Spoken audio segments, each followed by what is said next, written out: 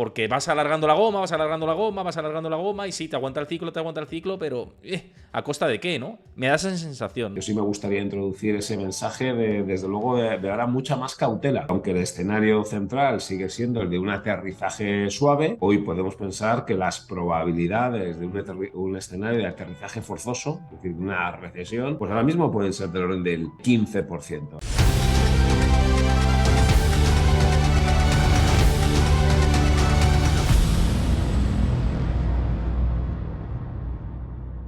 Antes de ver el vídeo al completo, recuerda darle a like, suscríbete a mi canal y déjame tu comentario. Y por ahí con nosotros, David Cano, después de un tiempecito que no nos veíamos, qué ganas tenía de hablar contigo. Así que David, ¿qué tal? ¿Cómo estás? Encantado de tenerte por aquí.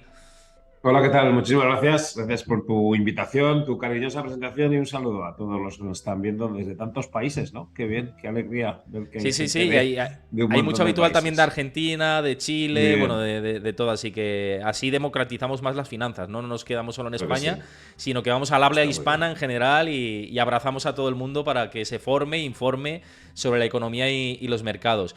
Y precisamente de economía y los mercados, quería empezar por lo último que estaba comentando en introducción, que son las declaraciones de Kaspari de la Fed. Bueno, ha habido también durante esta última semana varios miembros de la Fed hablando, y los mercados es verdad que no descuentan más subidas de tipos de interés, si nos fijamos en los futuros sobre fondos federales, en los swaps, pero los miembros de la Fed siguen diciendo que sí, que se puede subir, ¿no? Y a mí, desde Estados Ujú. Unidos, las fuentes que manejo y demás, me lo siguen sin descartar. Dicen que, bueno, que hay que mirar la inflación, que la general puede repuntar los próximos meses, y no se quieren dormir en los laureles. No sé tú cómo lo ves, si crees que se llegó al techo o si queda alguna subidita más.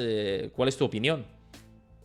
Nosotros sí que pensamos que ha llegado el techo. El proceso de subida de tipos de interés ha sido más intenso de lo que se podía pensar y los tipos están en un nivel restrictivo. Es verdad que algún miembro de algún banco central puede decir que a tenor de la capacidad de resistencia del ciclo económico, al menos en Estados Unidos, y a tenor de que la inflación todavía está por encima del objetivo de su objetivo cuantitativo, pues alguien puede decir que es que todavía les queda terreno.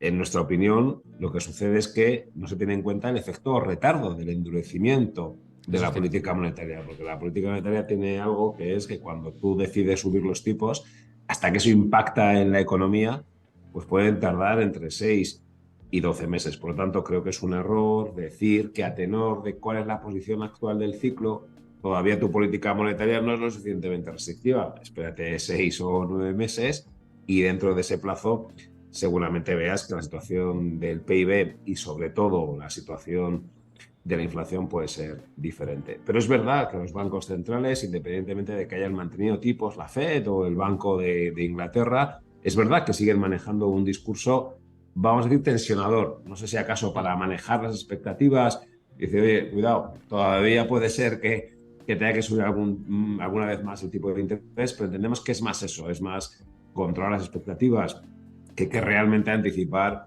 una próxima subida que en nuestro caso no descontamos para ningún banco central. De hecho, con esto que decías, es cierto que si miras los spreads de crédito en Europa es una cosa completamente diferente y aquí sí que estamos viendo cierta tensión, pero en Estados Unidos de momento no. Y yo cuando he hablado con expertos de allí, bueno, y de aquí también, de bancos de inversión, gestores de fondos, etcétera, dicen, hombre, los spreads de crédito de momento están relativamente tranquilos en Estados Unidos, pero es cierto que con esta subida de tipos y el decalaje que hay, esto se puede empezar a apretar y a tensionar durante los próximos meses. No, de aquí a final de año quizá ya no, porque es muy corto, ya quedan 3 meses en realidad, pero en 2024, a lo largo de 2024, sí que puede haber cierto movimiento, ¿no? Sí, pero lo que no es menos cierto es que es verdad, es que la economía ha resistido bien. Yo me acuerdo cuando manteníamos estos directos, creo que justo hace un año, incluso también en diciembre, ¿verdad? Cuando todo el mundo Sí, anticipaba que venía sí, sí, sí. la recesión, nosotros éramos un poco más optimistas diciendo que pensábamos que la economía mundial tenía cierta capacidad de resistencia y sobre todo la economía de Estados Unidos, que es la que ha demostrado más capacidad de resistencia, pues ahí está. O sea, efectivamente, no se ha sufrido la recesión, no ha habido aumentos de impagos de las empresas, por eso los diferenciales están donde están. Dice, pero bueno, ya, pero a partir de ahora, ¿qué? Y a mí directo sí me gustaría introducir una visión algo más prudente sobre el ciclo económico, o alguno dirá que más pesimista sobre el ciclo económico, conociendo cuál es nuestro discurso habitual de los últimos meses. Y es que en las últimas semanas sí están apareciendo nubarrones en el entorno económico. Insisto, no tanto en Estados Unidos, pero Europa sí, y Sí, sí, sí. especialmente en Alemania, un país que está en recesión, y sobre todo, y luego podemos hablar más, pues de China, en donde la Sí. situación de la economía china sí se ha deteriorado. Por lo tanto, si tenemos en cuenta que ha habido un deterioro adicional del ciclo en los últimos meses, que la situación económica en China nos puede preocupar, y las últimas subidas de tipos de los bancos centrales, junto con algo de encarecimiento del precio del petróleo, yo sí me gustaría introducir ese mensaje desde luego, de ahora mucha más cautela, y que aunque el escenario central sigue siendo el de un aterrizaje suave, hoy podemos pensar que las probabilidades de un escenario de aterrizaje forzoso, es decir, una recesión, pues ahora mismo pueden ser del orden del 15%. Alguien pensará que es poco, que la probabilidad de que haya una recesión sea solo del 15%, no es motivo suficiente como para alarmar. Otros seguramente dirán que nos equivocamos, que la probabilidad de recesión es superior al 15%, pero que estemos introduciendo esta palabra recesión y que empiece a ganar probabilidades de enteros de cara a 2024, yo creo que es un elemento lo suficientemente importante como para que efectivamente digamos que ha habido un cambio en el entorno económico, y que este se está deteriorando más, y que ahora tiene peor pinta que la que tenía hace un año. No, pero es que además es perfectamente posible lo que dices. Quiero decir, yo manejo la teoría, eh, además que respetando mucho lo que dices, y que además yo me embebo de las ideas de los demás, ¿no? Y de las teorías de los demás, porque además aprendo mucho y me ayuda a cuestionarme mis propios planteamientos y a eliminar mis propios sesgos de confirmación, ¿no? Siempre hay que escuchar todo, ¿no? Pero yo creo que eso es posible si el ciclo se va estirando más. Es decir, que de hecho el ciclo se está estirando y se está estirando y se está estirando. Y también otro componente que es importante, y sobre todo si hablamos de Estados Unidos, que es las elecciones de 2024, ¿no?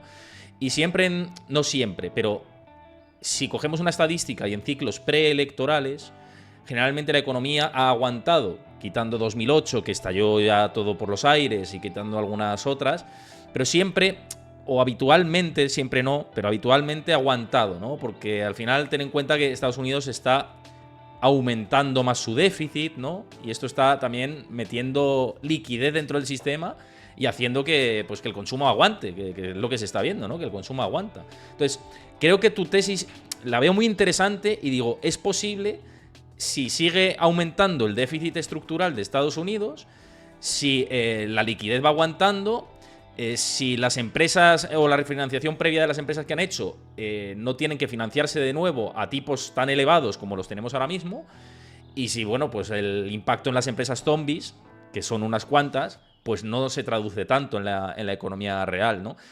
Me parece como que es la cuadratura para decir, si se evita la recesión económica en 2024 será por esto, ¿no? Porque por este componente que en realidad, para mí, no sé cómo lo ves tú, pero si eso pasara, si esa es una teoría, estamos teorizando, ¿eh? Simplemente estamos teorizando, pero si esa teoría pasara, que lo que viniera después fuera peor.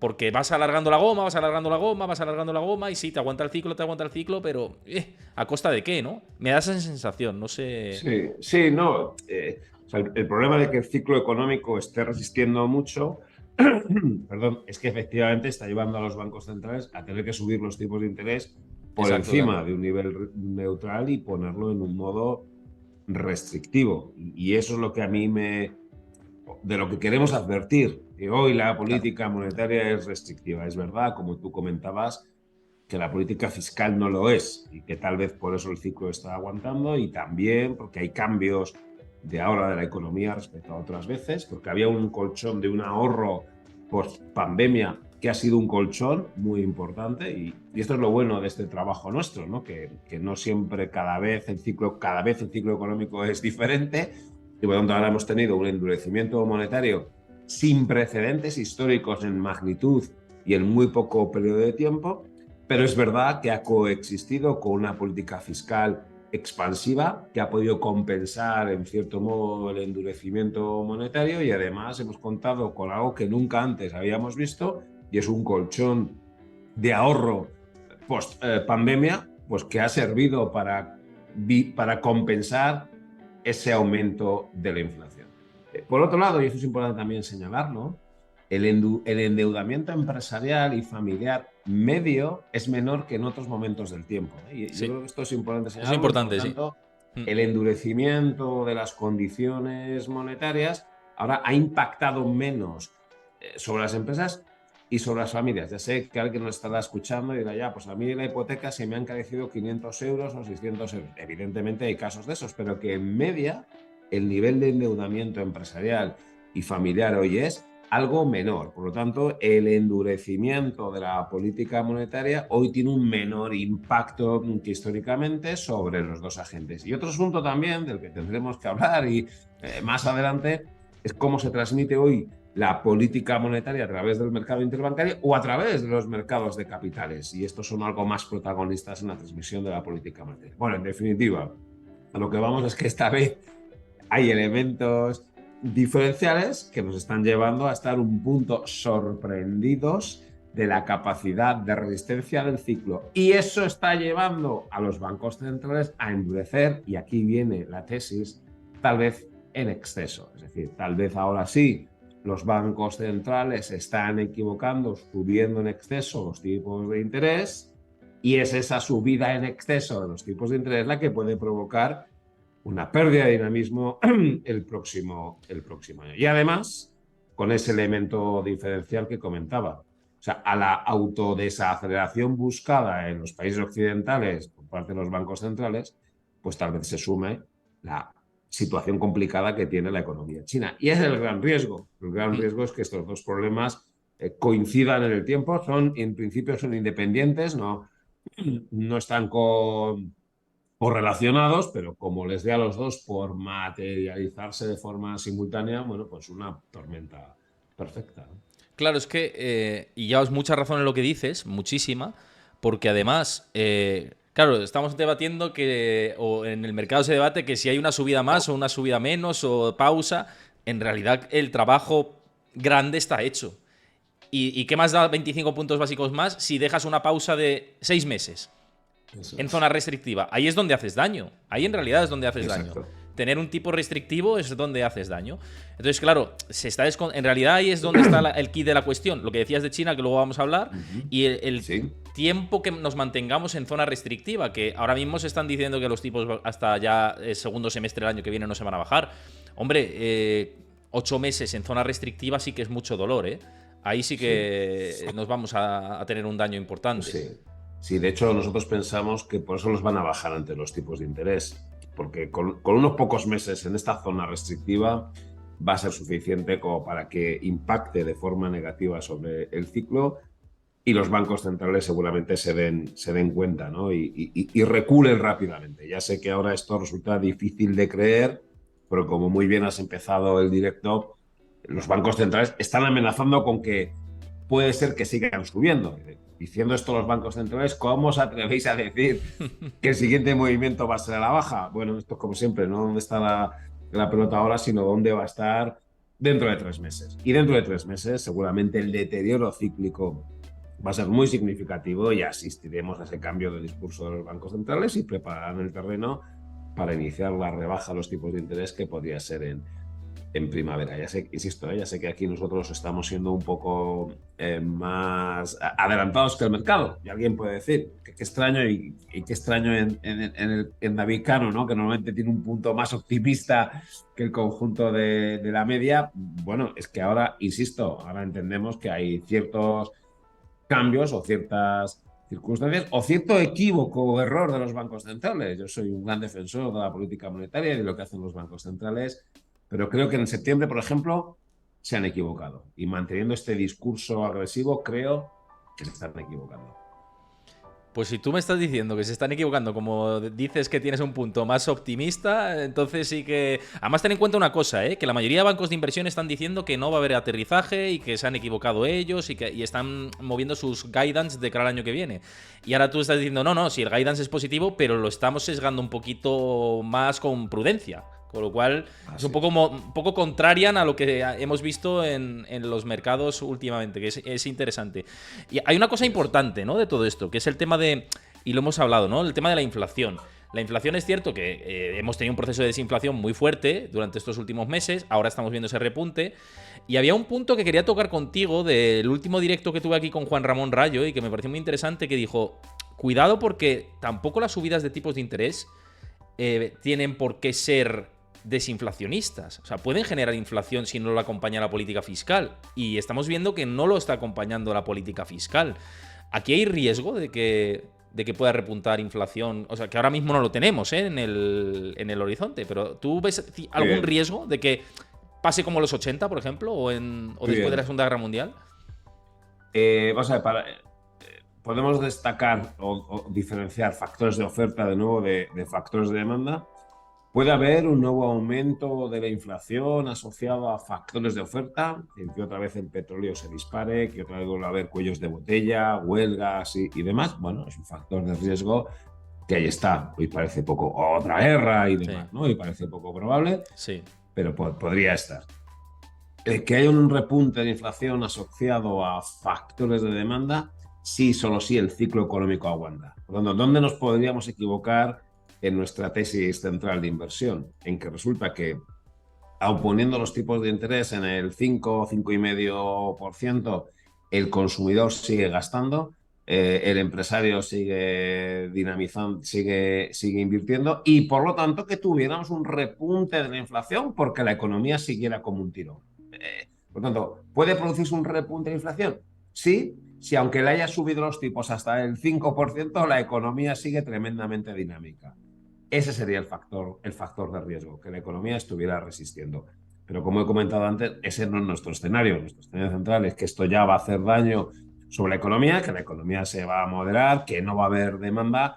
Y si no hay demanda, no puede haber subida de los precios. Y yo sobre esto quiero llamar mucho la atención, porque la inflación es que los precios tienen que seguir subiendo. Y para que los precios sigan subiendo, tiene que haber una presión de la demanda. Después de que los precios han subido un 15%. Ese es un poco el gran balance del estallido de la inflación. En el último año y medio los precios han subido un 15%, que es todo lo que no subieron en la década anterior. Como sabéis, el objetivo de los bancos centrales es una inflación del 2%. Si todos los años los precios hubieran subido un 2%, el nivel de llegada actual hubiera sido el mismo, ¿vale? Lo que pasa es que han ido subiendo los precios a un 1% y de repente en 2 años te han subido el 15% que tendrían que haber subido en la última década. Pero la TAE, la inflación media de los últimos 20 años en las economías desarrolladas ha sido un 2%, para que, insisto, de forma un poco rara, un 1% y de repente, ¡pas!, un más 15. Bien. Sí, ha sido como de golpe, un atracón de Ha sido inflación. exacto, como de golpe y de repente, un 15% por la conjugación y la combinación de factores de oferta y de factores de demanda. Dice, ya, pero ¿cómo es posible? ¿Por qué van a seguir subiendo los precios? Una cosa es que se estabilicen aquí y que no bajen, vale, pero es que para que otra vez volvamos a ver una subida del precio de todo, tiene que haber presión de demanda, porque si no el ciudadano te va a decir, no, es que ya no estoy dispuesto, ya no puedo soportar que me subas este bien un 10%, que me subas este servicio un 5%, es que ya no puedo porque ya no me queda renta, ¿no? Y por eso digo que para que haya un aumento de la inflación, o bien es que tenemos un problema de suministros, y por tanto si no hay suministros subirá por factor de oferta, o bien porque siga habiendo una presión de la demanda. Porque oye, imagínate que seguimos teniendo mucho dinero y nos suben el precio de las cosas un 15% y aún así puedo comprarlo. Bueno, esta es la parte que entendemos que ya está agotada, porque y esto es importante, porque hemos podido pagar los consumidores un 15% bien más por todos los bienes y servicios. Porque cuando uno analiza, la inflación ha subido tanto y ha sido generalizada. Y todos los bienes y servicios han subido, unos más, unos menos, pero todos han subido. ¿Y por qué hemos conseguido pagar? ¿Por qué hemos conseguido, sí, pagar un 15% más por los bienes y servicios que consumimos? Porque teníamos un dinero ahorrado de todo eso que no nos gastamos con la pandemia y porque además, y es importante, ha habido presión al alza en los salarios. Los salarios han subido en media entre un 5 y un 6% porque el mercado laboral está siendo dinámico. Y yo creo que es muy difícil pensar que esto va a poder continuar. Yo pienso que es muy difícil pensar que podamos seguir pudiendo pagar unos precios de los bienes y servicios un 5% más caro el próximo año, me cuesta, salvo que, insisto, tengamos ahorro disponible o nos vuelvan a subir el salario un 5 o un 6%. Y eso solo es compatible si hay un dinamismo de la Mm. demanda que, tal y como observamos en los 2 o 3 últimos meses, no se está produciendo. Y es que en los 2 o 3 últimos meses está moderándose la demanda de forma intensa. Y en el mes de septiembre estamos asistiendo a un parón de la actividad a nivel global muy, muy claro. Y con parón de la actividad a nivel global es muy difícil pensar que pueda haber inflación desde el lado de la demanda. Es que, por ejemplo, la industria manufacturera lleva en contracción, no sé si 8 meses, a nivel mundial, hablo, ya no Estados Unidos, Europa, está en recesión Correcto. clara la industria manufacturera. Sí, Lo que está sí. aguantando más son los servicios, ¿no? Entonces, Pero fíjate, ya los servicios también sí, están sí, en ya están ahí en zona zona ahí, neutra ahí, ya. ¿eh? Sí, sí, están en zona neutra ya. Exacto. Entonces, vamos a Eso ver. es. Oye, David Cud pregunta por el chat, que por cierto, id comentando por el chat lo que queráis. Luego voy a abordar preguntas que nos dé tiempo y que sean de interés por aquí. Así que id comentando por ahí por el chat. Y una vez más os invito a los nuevos que hayáis aterrizado en este canal, que si os gusta el contenido, que lo sigáis. También si veis esto desde YouTube, siempre os lo digo, dejad vuestro like, dejad vuestro comentario, que eso está prediciendo lo que estamos comentando. Suscribiros si os gusta el contenido, que yo estaré encantado que os suscribáis al canal. Ya estamos ahí en YouTube cerca de los 22.000 suscriptores, así que nada, suscribíos al canal si os gusta, esto si lo veis desde YouTube, y a Twitch también, por supuesto. Y preguntaba David Q, dice, buenas tardes, preguntaba David para el gran David, dice, pregunta, ¿qué opina de que la prima por el plazo de los bonos de Estados Unidos haya pasado de territorio negativo a territorio positivo, tirando de los tipos a plazo más largo hacia arriba? Interesante, interesante esta pregunta, y me interesa saber qué opinas. Para que no entiende bien, pregunta por la pendiente de la curva Entiendo que sí, porque dice que de la prima tipos de por el interés. plazo de los bonos de Estados Unidos haya pasado de territorio negativo a territorio positivo, tirando de los tipos a plazo más largo hacia arriba. Ya, pero vale, o sea, ha habido un aumento de la pendiente de la curva. Ujú. Perdón, lo que pasa es que la pendiente sigue siendo negativa, ¿no? A mí sí me gustaría hablar de la pendiente negativa, porque, y aunque ahora esté menos negativa que hace un mes y pico, porque efectivamente los tramos largos han repuntado algo más, la pendiente sigue en terreno negativo. Y esto es muy importante, porque normalmente siempre que ha habido una pendiente negativa es porque después ha habido una recesión, por lo tanto podríamos utilizar este indicador como un estimador de la probabilidad de recesión y en cualquier caso de la probabilidad de que va a rebajar tipos el Banco Central de Estados Unidos, o bueno, todos los bancos centrales, porque salvo el de Japón, que luego sí que también podemos hablar un poco, que es un país que va a su bola, bueno, estamos asistiendo a esa pendiente negativa.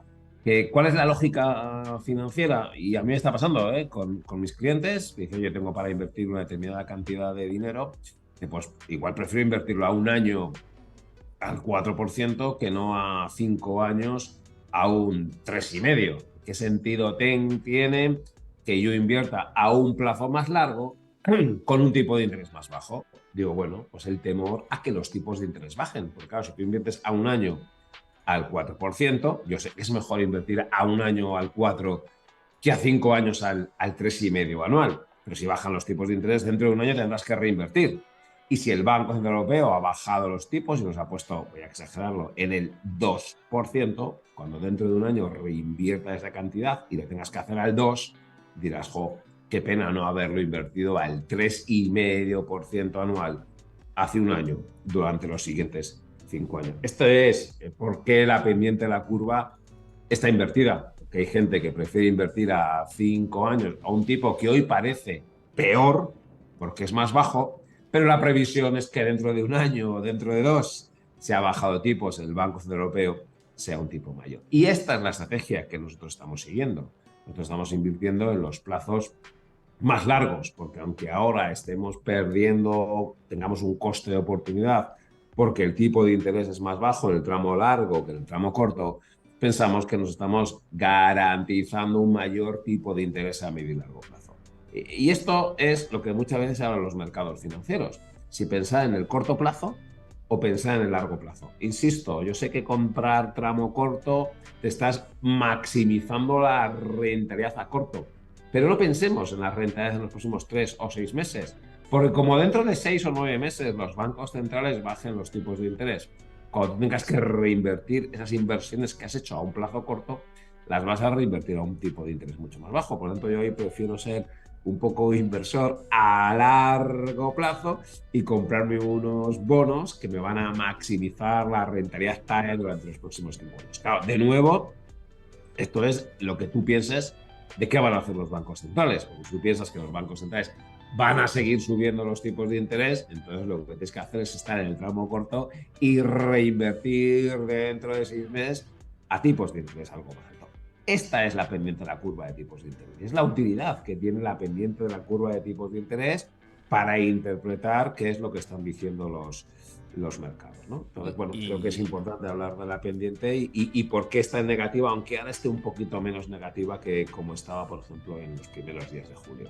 No, y además súper interesante las estrategias que se pueden acometer en función a las tesis que se puedan tener con respecto a las políticas de los bancos centrales, porque en función a eso digamos, te orienta el componente que tiene que tener tu cartera y la orientación estratégica. Eso totalmente con esa idea. Mira, JM Mota decía, dice Héctor, ¿le puedes preguntar a David qué piensa qué ocurrirá si el dato de empleo de la próxima semana pinta un mercado laboral en deterioro?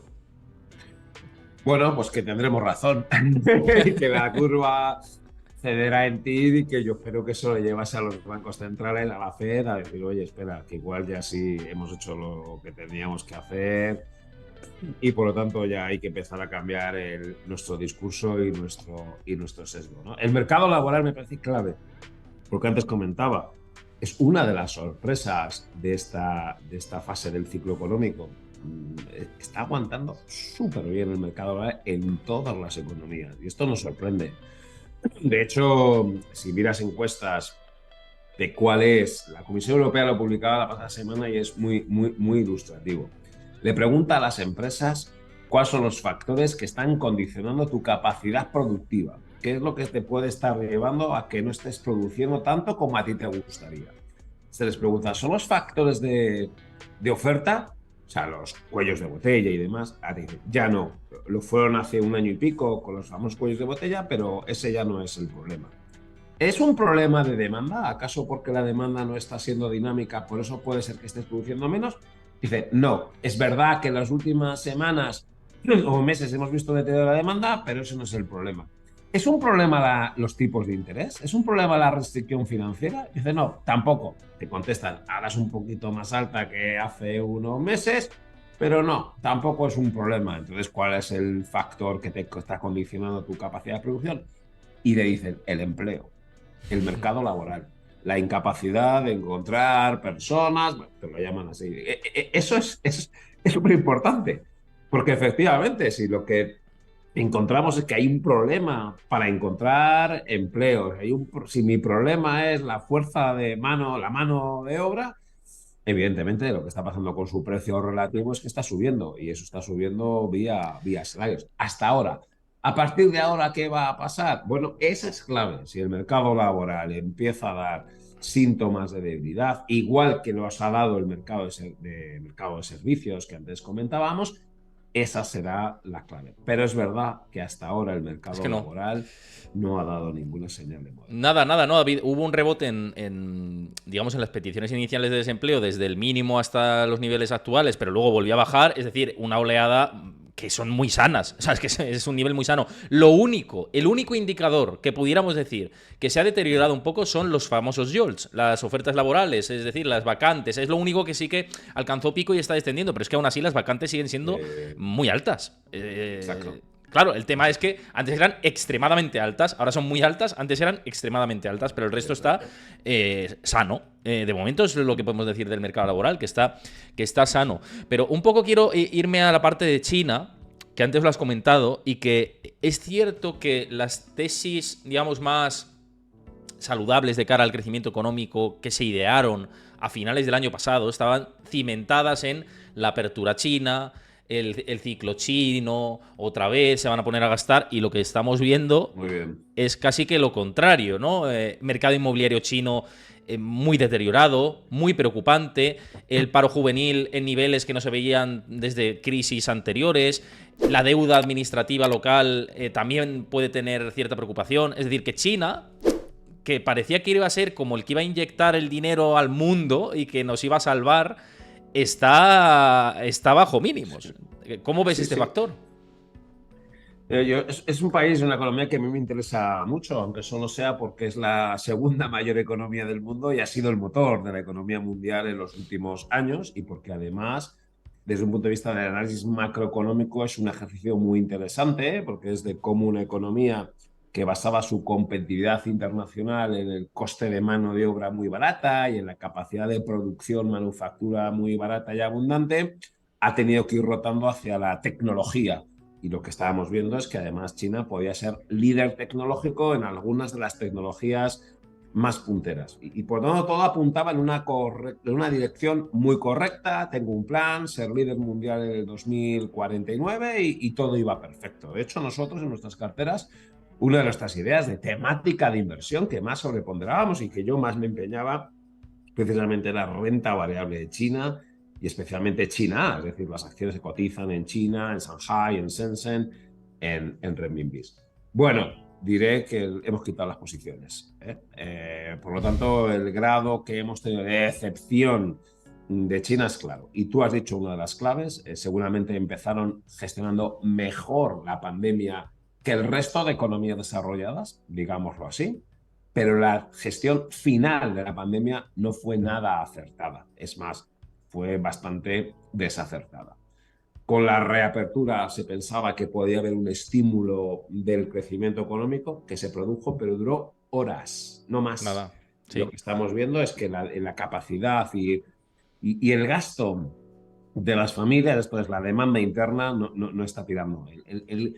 A diferencia tal vez de otros bloques y especialmente en China, estamos viendo que no está tirando el consumo, que las familias están ahorrando. Su capacidad de producción manufacturera y de exportación, eso ya hemos visto que no tiene mucho más sentido. Su capacidad de innovación tecnológica está funcionando, pero tiene un cuello de, perdón, un talón de Aquiles, incluso también podría decir un cuello de botella, que son los semiconductores, ¿eh? Y estamos viendo Ujú. que no son tan capaces de diseñar y manufacturar y crear semiconductores. Aquí os recomiendo un libro que me acabo de leer, lo acaban de publicar en español, ¿no? La guerra de los chips, que os lo recomiendo muy vivamente porque habla muy bien de todo lo que ha sido la historia de los chips y esa guerra tecnológica y ese punto de vulnerabilidad que tiene China con los chips.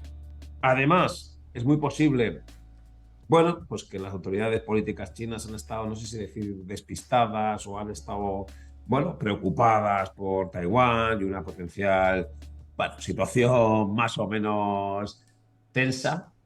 Además, creo que no han hecho bien, interviniendo algunas compañías cotizadas en los mercados, han intervenido sus beneficios y esto a muchos inversores internacionales nos ha sentado mal porque además en un ámbito en el que imponemos criterios de ESG, uno de ellos es la gobernanza corporativa, hemos dicho, yo no puedo estar invertido en un mercado en el que resulta que se intervienen las empresas y se condicionan los beneficios. Claro, nos han recordado las autoridades chinas que es que eso es un país socialista con características especiales chinas, que eso no es un país capitalista. Y ya, pues gracias, no me había dado cuenta o no era consciente y por lo tanto igual voy a retirar mis posiciones de un mercado donde efectivamente las reglas del juego son otras. Yo pensaba que las reglas del juego en el mercado bursátil chino eran como las de aquí, era mi culpa, porque efectivamente no, China no es pues su país o su mercado de capitales no es como el nuestro. Bueno, pues está bien, voy tomando nota y efectivamente este es un mercado en el que tal vez no tenga sentido en el que estoy. Pero sobre todo, y por encima de todos estos aspectos que son negativos y que hemos ido dándonos cuenta en los últimos meses, está un problema de su mercado inmobiliario. Hay bueno, una burbuja y un excesivo apalancamiento y que nos recuerda a lo que hemos vivido en España, lo que vivimos en España, lo que hemos vivido a lo largo de la historia en muchos países o el caso de Japón. De hecho, se está comparando mucho la situación de la economía china con Japón, se está hablando de la japonización de China. De nuevo, habrá elementos diferenciales y es muy posible que esa situación de burbuja inmobiliaria en China tal vez no tenga por qué afectar a los bancos, ¿verdad? Porque en otros bloques económicos o aquí mismo el estallido de la burbuja inmobiliaria al final se contagió sobre la economía real vía canal bancario. Pudiera suceder que en China, debido al shadow banking y al desarrollo de otras fuentes de financiación, pues tal vez los bancos no salieran tan perjudicados.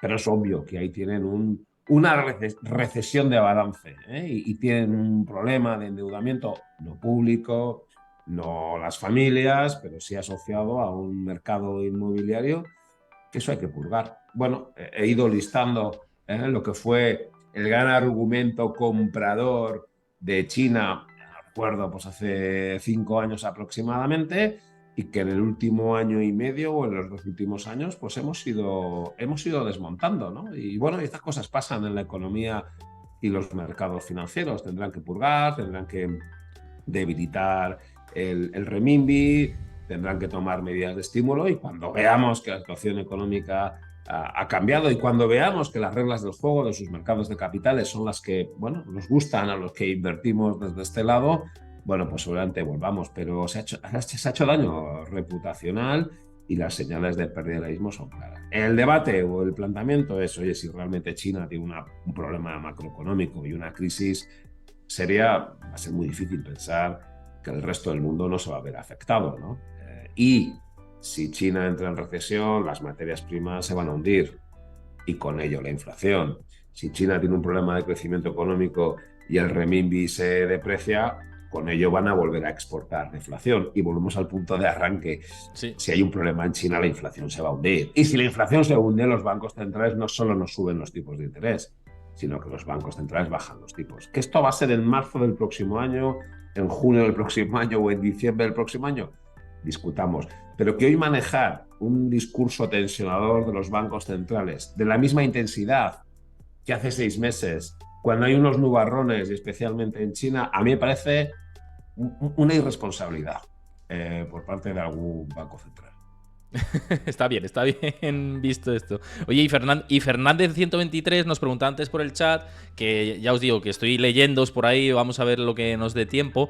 Dice que ¿cómo ves la posibilidad o cómo vemos la posibilidad de que el bono americano llegue al 5% a 10 años, me imagino que se refiere, teniendo en cuenta que está todavía o lleva mucho tiempo cayendo de precio, y parece que no encuentra ahí el suelo y en la rentabilidad pues a la inversa, ¿no? ¿Lo ves posible tú esto? Yo creo, me parece quizá un poco exagerado, no, pero... o sea, nosotros, pero es verdad que esto mismo lo veníamos diciendo meses atrás, ¿no? Nosotros estamos comprando bono americano, bono alemán, bono español a 10 años, a 30 años, a 50 años. Estamos alargando las duraciones, no me acuerdo, pero igual desde hace 5 o 6 meses. Y bueno, si echas la vista atrás, ha sido un error, porque los tipos han seguido subiendo. Nosotros pensamos que estamos en un máximo de tipos de interés a largo y el repunte de estos días atrás lo hemos aprovechado para seguir comprando duración. Y yo esta mañana he comprado un bono finlandés a 15 años, ¿no? Algo que a mí se me hubiese pensado inimaginable hace unos cuantos años. Por tanto, sí, estamos comprando ese tramo largo de la curva pensando que estamos en zona de máximos de decir. ¿Cuándo va a ser el día que alcance un máximo? Bueno, pues no sé, igual fue ayer y lo recordaremos en otro directo, ¿no? Bueno, no lo sé, pensamos que sí. Y en cualquier caso, fíjate, y esto es la otra idea sobre la que quería llamar la atención, no solo estamos largos en duración o lo que antes he comentado de la pendiente invertida de la curva, que es algo muy importante de entender sino también un activo de cobertura. Es decir, la renta fija efectivamente se mueve en el precio en sentido inverso a los tipos de interés y además en un orden de magnitud que es la duración. La duración es el equivalente a la beta.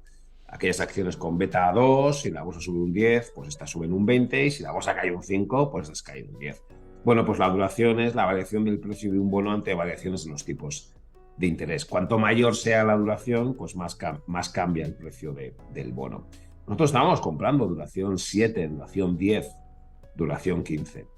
Un bono con una duración 15, es decir, un bono con un vencimiento a 20 años, por ejemplo, que tiene duración 15, si los tipos de interés caen 200 puntos básicos el próximo año, ese activo se va a revalorizar un 30%. O sea, lo que estamos diciendo, y la pregunta que se nos hace, oye, si realmente ese escenario de riesgo se materializa y vamos a una recesión y los bancos centrales bajan los tipos de interés, ¿dónde se puede ganar dinero? Bueno, pues se puede ganar mucho dinero en bonos, pero más concretamente en muy larga duración. Compárate bonos con duración 15, con duración 20, que como digo, si caen los tipos 100 puntos básicos, la rentabilidad va a ser la duración y si caen 200 va a ser el doble. Ese es el activo. También alguien me dirá, bueno, y si los tipos de interés en lugar de caer 100 suben 100, pues efectivamente vas a perder un 15%. Pero fijaos, hay un activo financiero que se llama la duración en deuda pública, que en los próximos 12 meses puede ser el activo con más rentabilidad que la bolsa o que cualquier otro. Estamos hablando de potenciales de revalorización del 15 o del 20. O aquel que diga que la probabilidad de recesión no es un 15, sino que es un 30, es un 40 o es un 50, vamos, está claro, lo que tienen que hacer es comprar un bono a 20 años, a 30 años, a 50 o incluso a 100 años, ¿no? Por ayer veía por Twitter efectivamente la caída del precio del bono de Austria. El Austria tiene un austriaco, eso te bono iba a decir, sí, sí, sí, yo también lo vi. a 100 años que Sí, ya sí, ha caído sí. un 75% o algo así. Bueno, pues todo lo que ha caído el bono austriaco puede ser que suba si se produce esa recesión, ¿no? Bueno, ahí está la gran posibilidad, el gran activo para aquellos que sean muy negativos sobre el ciclo económico, pues hay que un activo que se puede revalorizar de forma muy intensa. Mira, me preguntaban también por aquí, dice que hay que comentar el crudo y el dólar. Antes sé que has dicho del petróleo y lo hemos comentado con el tema de la inflación y demás. Bueno, algo que añadir con respecto al petróleo y sobre todo el dólar, ¿no? Que es Sí, cierto que está preguntando mucha gente de pues su muy bien. situación y lo que puede hacer. Muy bien, del petróleo efectivamente nos está sorprendiendo un poco el repunte este reciente del petróleo, ¿verdad? Último mes y medio, un 10%, que nos ha dejado un poco descolocado, que eso ha provocado ese repunte de la inflación y bueno, lo que ya hemos comentado, nosotros pensamos que no es momento de estar largo en materias primas, porque efectivamente si hay un problema macro, pues las materias primas tienen que corregir. En el caso del dólar, nosotros seguimos pensando que está tremendísimamente sobrevalorado, ¿eh? Nuestro nivel de equilibrio es zona 1,20, 1,25. Claro, está cotizando 1,06. Es un nivel de sobrevaloración, claro. Y tú lo has comentado, al final Estados Unidos, su macro tiene algunos puntos de vulnerabilidad y de debilidad, tiene un déficit fiscal, pero que se suma, tiene un déficit de la balanza por cuenta corriente. La economía americana necesita financiación desde el exterior. Nadie duda en financiar a la economía de Estados Unidos, pero puede llegar un punto en que sí, sobre todo a un tipo de cambio tan elevado. No están teniendo problemas de financiar el déficit por cuenta corriente porque tienen un tipo de interés muy alto y más alto que el nuestro, ¿no? Pero bueno, si se cumple esa previsión nuestra de que la Fed baje los tipos de interés, ahí es donde podríamos asistir a esa pérdida de valor del dólar, ¿no? Porque nosotros estamos muy infraponderados en el dólar, también en esto nos hemos equivocado, evidentemente, porque el dólar no ha hecho más que apreciar. Bueno, este año tampoco mucho, ¿no? Yo creo que este año el dólar debe estar apreciándose un 2 o un 3%. Fue el pasado año cuando se apreció claramente, pero sí, sí, nosotros ahí estamos muy infraponderados en el dólar, pensando que es una moneda que está excesivamente sobrevalorada y que cuando la Fed empiece a bajar los tipos de interés, pues el dólar tiene que depreciarse hacia la zona de 1,15 o 1,16. Oye, antes de seguir, que ya vamos acercándonos casi a la fase final del programa, os recuerdo, nuevos que estéis por aquí, si os gusta este contenido, charlas de mercados, de economía, macro, de todo, con diferentes expertos también, yo en solitario, en muchas ocasiones, pues dando mi visión, pues que sigáis el canal de Twitch, también os podéis suscribir si queréis apoyar el contenido y así no os saltan los anuncios y lo podéis hacer gratis con Amazon Prime. Así que os invito a que os suscribáis al canal de Twitch y a los nuevos que estéis por aquí, pues si queréis seguirlo. Y también uníos a mi canal de Discord. Ahí comparto información en tiempo real, gráficos, análisis, debates con vosotros. Os digo cómo van a ser los programas por aquí por Twitch. Así que tenéis el enlace en el chat que os lo pasa Chris y os unís. Y quería comentarte, porque comentaba también antes por aquí por el chat, Silecom, que te mando un abrazo, gracias por participar ahí en el chat, dice si va a haber cierre administrativo en Estados Unidos, y todo apunta a que lo va a haber, el famoso shutdown, ¿no? Lo cual no quiere decir que vaya a ser muy peligroso en términos económicos, sobre todo porque no se espera que ese famoso cerrojazo administrativo tenga una duración muy, muy grande, pero ya lo hemos visto en otras épocas del pasado. Y sí que, sobre todo, a mí me preocupa el shutdown, el famoso cierre administrativo, por los datos económicos, ¿no? Por la publicación de los datos económicos, que puede haber mucha distorsión en los datos, retraso de publicación de datos, por ejemplo, de inflación, del mercado laboral. Eso es lo que me preocupa del cierre administrativo, a mí personalmente. No sé, David, Sí. ¿tú cómo lo ves? No, está claro que por desgracia nos hemos acostumbrado ya a muchos Sí, cierres sí. administrativos y bueno, pues es algo que ya parece que forma parte de lo habitual, igual que los ciclos los ciclos políticos, ¿no? Estamos aquí empezando a acostumbrarnos todos a que haya elecciones cada 2 por 3 y que haya cierta inestabilidad en los gobiernos de todos los países del mundo, ¿no? Por suerte o por desgracia, bueno, pues parece que el impacto de ese tipo de perturbaciones, vamos a llamarlas políticas, que estos desacuerdos entre los políticos tienen sobre el ciclo económico, bueno, por suerte o por desgracia, la verdad es que son francamente pequeños, ¿no?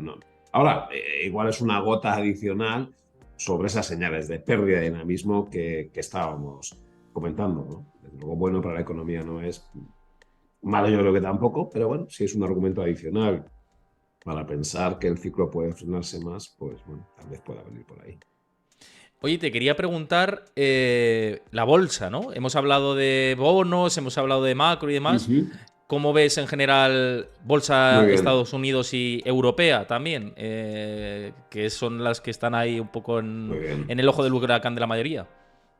Pues no las vemos del todo bien. En un contexto donde pensamos que va a haber una pérdida de dinamismo económico, incluso una recesión, y en el que los ratios de valoración de la bolsa están en línea con la media histórica, la verdad es que el potencial de revalorización en las bolsas es reducido, ¿no? Es verdad que te ha caído un 6, un 7% desde los máximos de finales de julio, pero no es menos cierto que este año está siendo muy bueno en renta variable, por encima de lo que podíamos pensar hace un año y que además no estamos teniendo crecimiento del beneficio por acción. ¿Eh?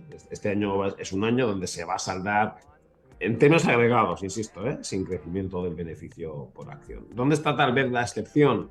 Bueno, la excepción vuelve a estar en la tecnología o la excepción vuelve a estar en el growth y especialmente la tecnología, donde al hilo de la inteligencia artificial y Nvidia y demás, bueno, este año los BPAs del Nasdaq sí que van a crecer y pueden crecer al 9-10%. De hecho, el Nasdaq es uno de los pocos índices que está consiguiendo moderar algo su ratio PER. Por lo tanto, al titular de que en general pensamos que la bolsa no es atractiva y estamos en una posición infraponderada, habría esa matización o esa excepción de todo lo que tiene que ver con growth y lo que tiene que ver con tecnología, donde su ciclo de beneficio no tiene por qué verse arrastrado por una potencial recesión a nivel global, donde sufrirían más las industriales, automovilísticas, sufrirían algo más los bancos, por ejemplo, ¿no?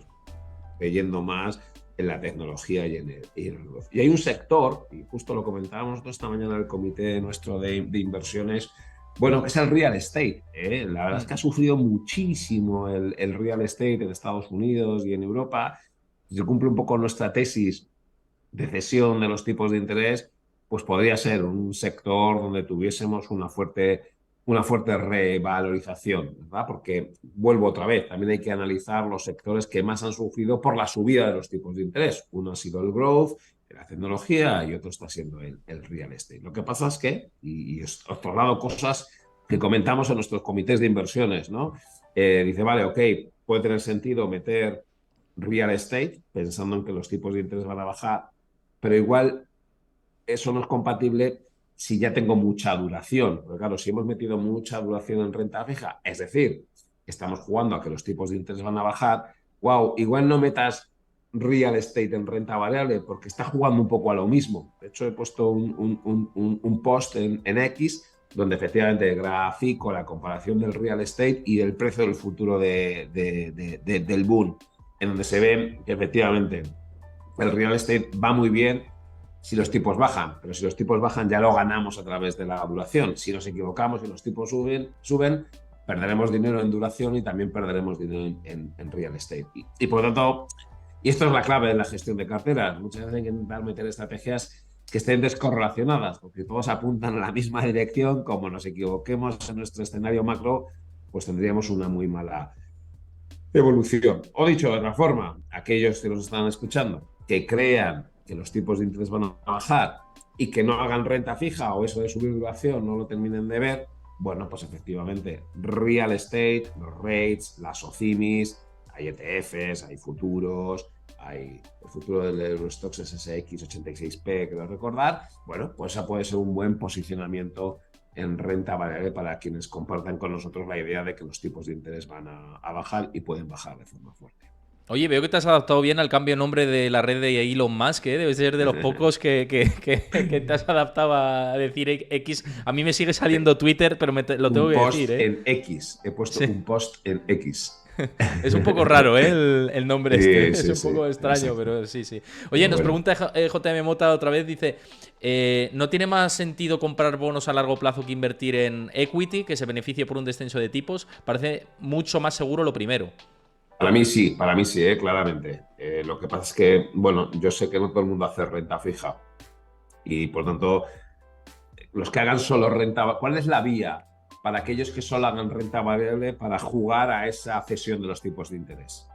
Si me das a elegir, yo creo que el binomio rentabilidad-riesgo, si van a bajar los tipos, es mucho mejor en un bono a muy largo plazo. Por lo tanto, te doy la razón, Mota, pero quien diga ya, yo es que bonos no hago, o dime que tengo que hacer Sí. mi cartera de renta variable, por eso decía lo del real estate, ¿no? Hombre, mucha gente lo que le tira para atrás de la renta fija es, a ver, la europea no, porque estás en la misma divisa, pero por ejemplo, si estás en renta fija en otra divisa, aunque sea hard currency, ¿no? Pues como el dólar o renta fija de Estados Unidos, pues que digan, es que yo me gusta la renta fija de Estados Unidos, pero tengo que cubrir divisa, es un poco tedioso cubrir divisa, complicado en algunos casos, depende de cómo quieras Sí. cubrirla.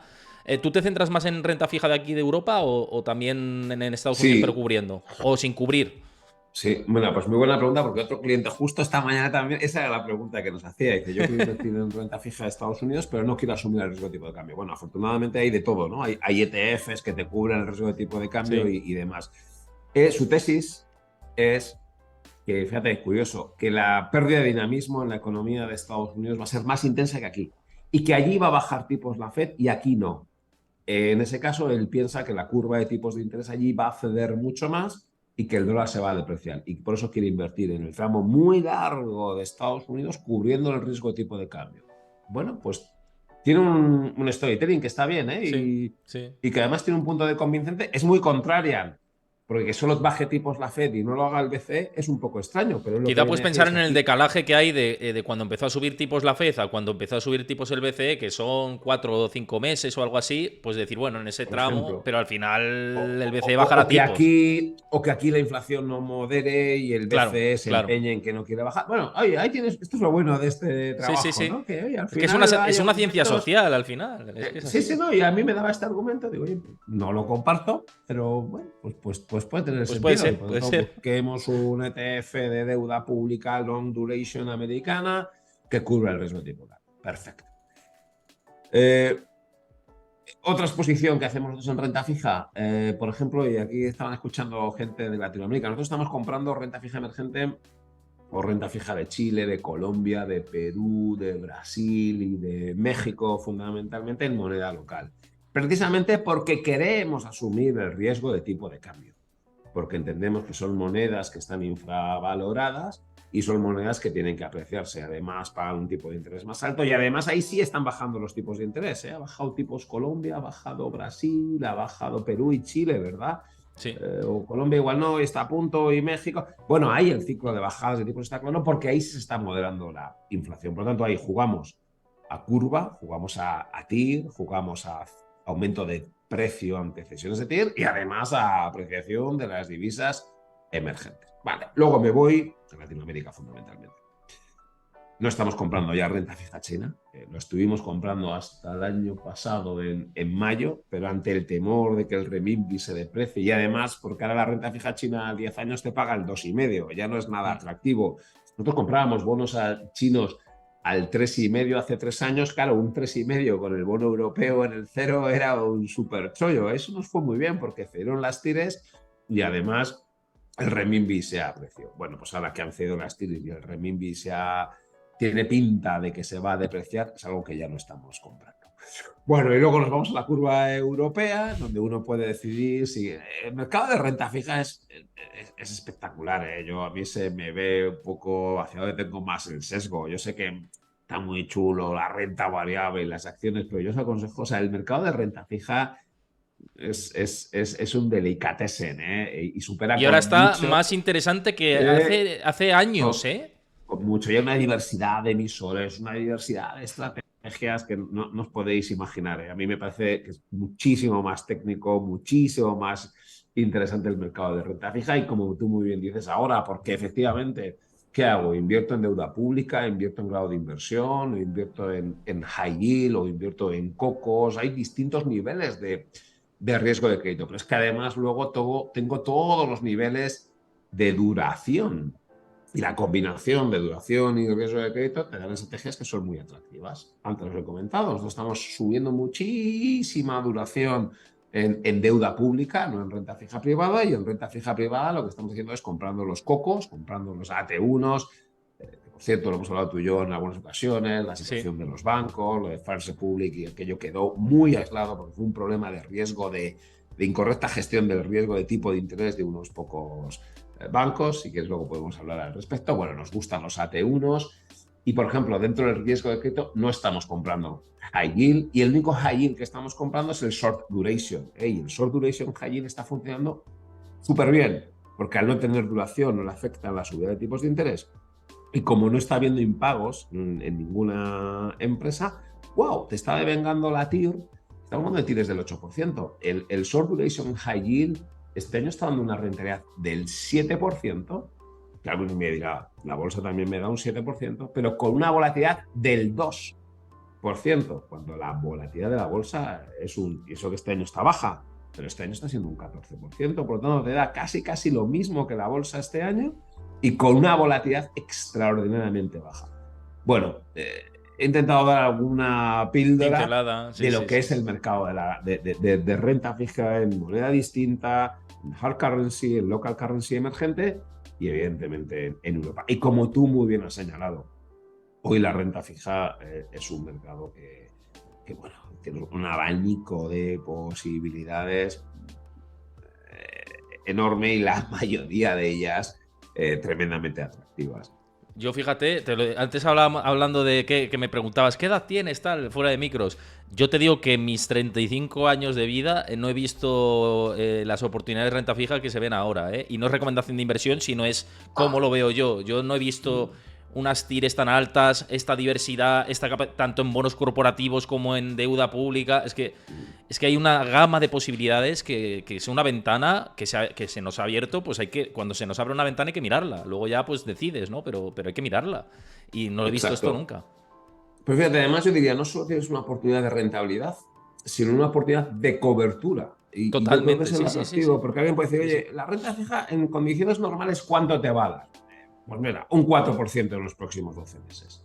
Y alguien puede decir, bueno, es que la bolsa me va a dar un 6 y pico. Vale, la renta fija posiblemente no me va a maximizar la rentabilidad, porque en los próximos 12 meses pudiera maximizar la rentabilidad la bolsa. Pero cuidado, calcúlame el ratio de Sharpe, relativízame eso entre la volatilidad. Claro, es que la volatilidad de la renta fija es un cuarto o un quinto la volatilidad de la renta variable. En términos de ratio de Sharpe, la renta fija en este nivel machaca a la renta variable, pero además con mucho. Y, sobre todo, lo que comento, es el gran activo de cobertura si el próximo año viene una recesión, ¿no? Por tanto, aunque estoy de acuerdo que en términos de renta absoluta, tal vez la renta fija se quede por debajo de la renta variable, no se queda tan por debajo.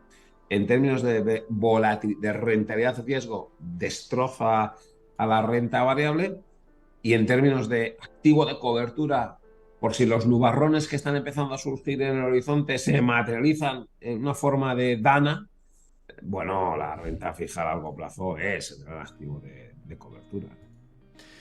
Pues David, nos vamos a quedar con todo esto, que yo creo que es bastante completo. Al final, ves, ya te lo he dicho antes, digo, la hora se pasa volando y se nos quedan 1000 temas en el cajón. Pero bueno, siempre está disponible que vengas más veces y seguir ampliando temas que siempre son muy interesantes y siempre tu visión es muy interesante. Y yo la verdad Gracias. que aprendo y me reflexiono mucho, ¿no? De decir, oye, pues esto igual me lo tengo que plantear. Y esto es bueno, siempre escuchar opiniones diferentes. Así que es un placer tenerte por aquí. Muchas gracias, e igualmente es un placer también participar y que tú me hagas preguntas tan interesantes y tan potentes, ¿no? Preguntas muy acertadas. Desde luego. Y bueno, y los que también están en el directo, ¿no? A través de sus preguntas, que son preguntas muy, muy buenas, claro que sí. Sí, sí, sí, sí. Aquí la gente, sí, está bien formada, está bien formada. Ujú. Pues nada, aguárdate ahí un Muy bien. momentito que ahora nos despedimos por privado rápidamente. Simplemente recordaros que mañana tendremos programa también a las 6 de la tarde hora española. Vamos a estar con Luis Francisco Ruiz de CMC y luego tendréis un capítulo conmigo en solitario y voy a hablaros de diferentes factores y demás que os va a interesar bastante. Así que, como dice Chris, uníos a Discord, nos vemos por ahí. Ahí comparto, ya sabéis, información en tiempo real, gráficos, análisis, debates, todo lo tenéis en Discord. Y nada, nos vemos mañana a 6 de la tarde. Recordad seguir el canal de Twitch si no lo habéis hecho y si os ha gustado el programa y si os gusta este tipo de contenido, también os podéis suscribir. Y en YouTube, si lo veis, siempre os lo digo, si me buscáis por YouTube y demás, pues suscribiros también al canal si os gusta este contenido. Lo dicho, mañana a 6 de la tarde nos vemos por aquí. Un abrazo a todos, hasta mañana.